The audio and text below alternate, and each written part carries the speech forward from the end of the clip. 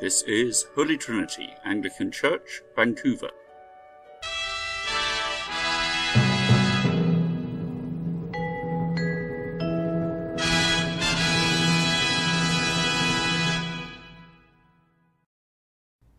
When told me that Miles told him Carl needs to be within X miles of a city.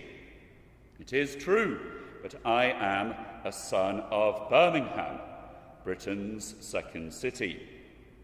I confessed in an earlier sermon to the sense of elation I felt when walking through Canary Wharf in London back in the day.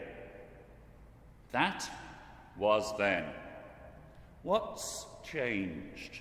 Maybe I have. Maybe I'm now more cynical, something I ought to fight against. But maybe I'm also a tad less naive, and I was very naive. I used to think that everyone, or at least most people, went to church. When someone at school asked me if I hadn't noticed the gaps in the pews, my response was, I thought they were going to other churches. On the whole, cities get a good press in the Bible. I saw the holy city, the New Jerusalem, coming down out of heaven from God, Revelation 21:2. Did I perhaps think of Birmingham in a not totally dissimilar way? The paper I worked for, the Birmingham Post, pulsating goodness and truth out into the wilds of Warwickshire. Has it taken coming to North America's most secular city for me to wise up? I visited Athens for the first and, to date, only time. I visited the Areopagus, which, in the evening, seemed to become a meeting place for canoodling couples. And I also did the other sites, with mouth agape.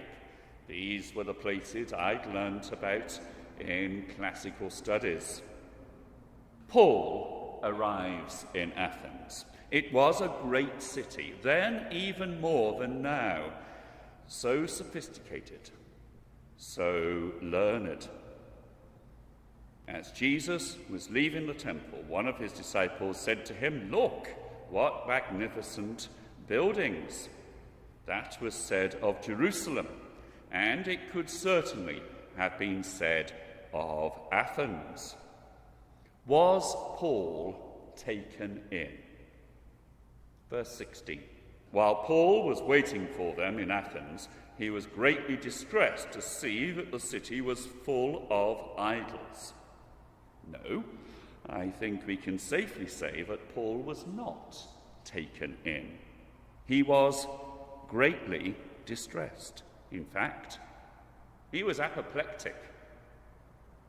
Friends, have we become inured to the idolatry that surrounds us?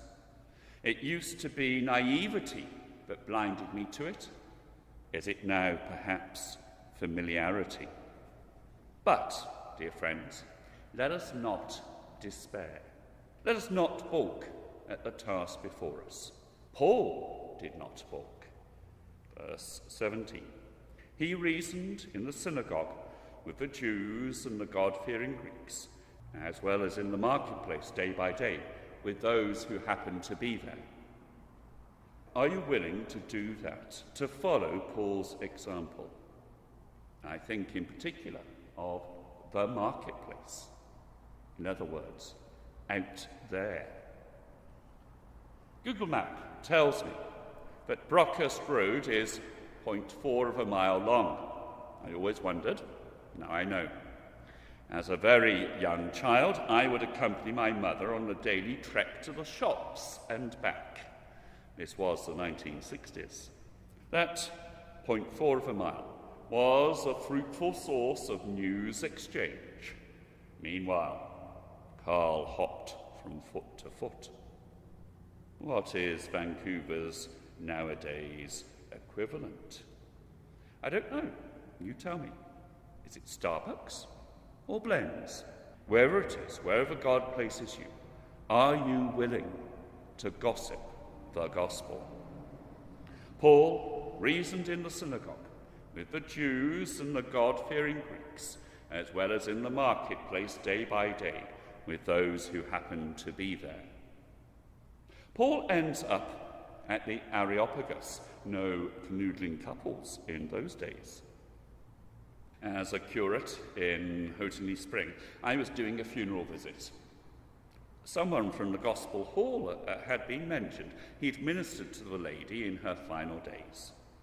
"Are you sure that the service shouldn't be at the Gospel Hall?" I asked. "Oh, no.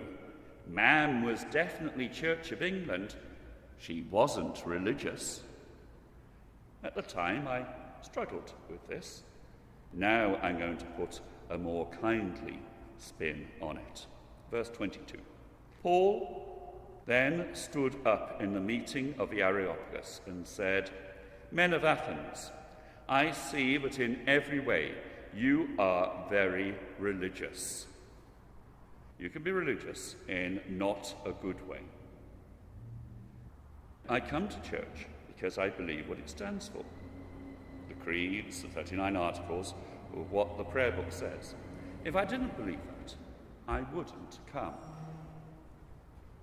Cole Porter wrote and Ethel Merman sang, "I get no kick from champagne." Frankly, if I didn't believe what we're about, I wouldn't be here. Religious ritual, mere going through the motions, just doesn't do it for me. I'd rather be somewhere else, doing something else. The Epicurean and Stoic philosophers said, verse 20, "You are bringing some strange ideas to our ears." What were those strange ideas? Athens was very religious. It was a city full of idols. Paul says, verse 23, "I walked around and looked carefully at your objects of worship." Athens was "many roads to God are us."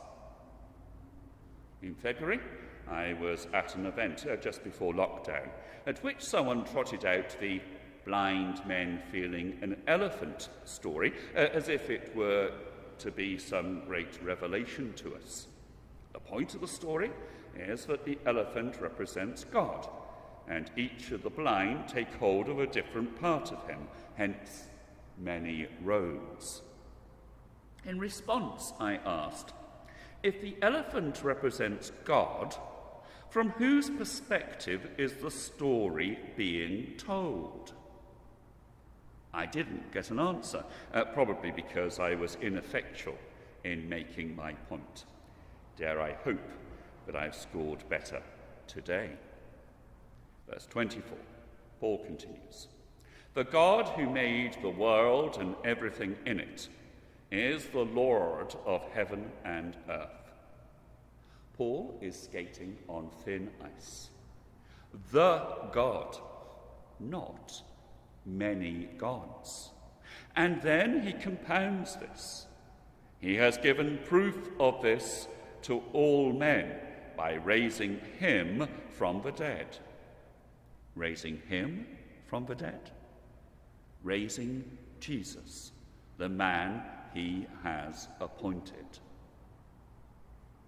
A good while back, before I knew better, I used the word ignorant according to my understanding of it. I said that someone was apparently ignorant of a fact, but this unleashed such a tirade that I've never dared to use the word since.